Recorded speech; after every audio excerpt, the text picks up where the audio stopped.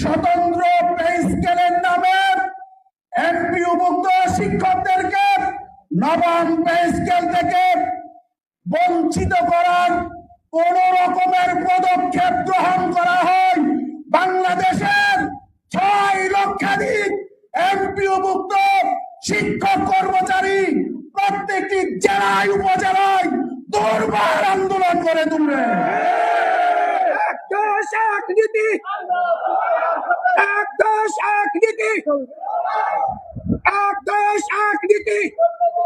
প্রিয় ভাইরা আমার, আপনারা প্রস্তুতি নেন।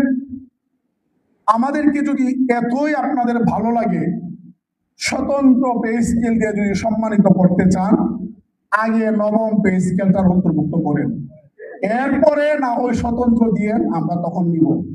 কিন্তু স্বতন্ত্রের নাম দিয়ে নবম পে স্কেল থেকে বঞ্চিত করবেন, এটা বাংলার শিক্ষক সমাজ কোনোভাবেই মেনে নিবে না ইনশাআল্লাহ।